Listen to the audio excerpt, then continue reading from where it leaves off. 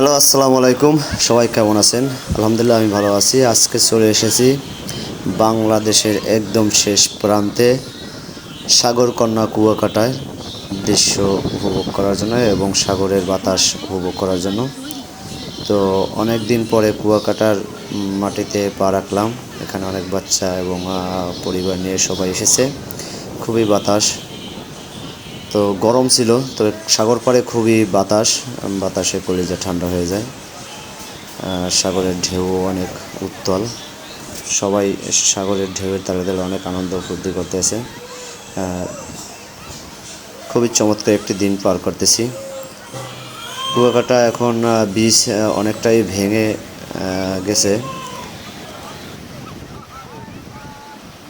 তো ঢেউগুলো বড় বড়, ঢেউয়ের কারণে অনেক সময় এই কুয়াকাটার চর ভেঙে যায়। বাচ্চা কাচ্চারা অনেক আনন্দ করতেছে এখানে। অনেক মানুষ এসেছে।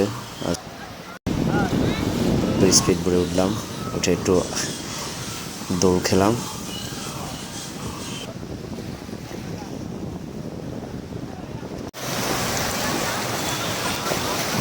জনপ্রতি 100 টাকা করে স্পিড বোর্ডে আপনাদের ঘুরিয়ে আনবে। সবাই লাইফ জ্যাকেট পরে সাগরের ভিতরে যায় যাতে কোনো অ্যাক্সিডেন্ট না ঘটে। মাত্র ভুলি দেয়, 20 মিনিটের মতন স্পিড বোর্ডে চলায়, তারপরে নামিয়ে দেয় সবাইকে। তো সাগরের পানি অনেকটাই ঠান্ডা, তবে বালু বেশি। কুয়াকাটা বিচ ঘোরার পরে আশপাশের গ্রামটা একটু ঘুরে দেখলাম। আমরা যাইতে আছি মহিপুরের দিকে, কেওড়াবন এবং সুন্দরবন থেকে। তো সন্ধ্যা নেমে এসেছে, আমাদের বাড়ি ফেরার পালা হয়ে গেছে।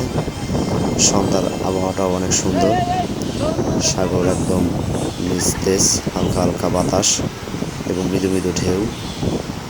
ইচ্ছা করে সারাদিন এখানে দাঁড়িয়ে থাকি, কিন্তু সবসময় তার এখানে দাঁড়িয়ে থাকা সম্ভব না। তাই যতটুকু সময় পেয়েছি ততটুকু সময় এখানে দাঁড়িয়ে সাগরের ঢেউ এবং বাতাস উপভোগ করছি।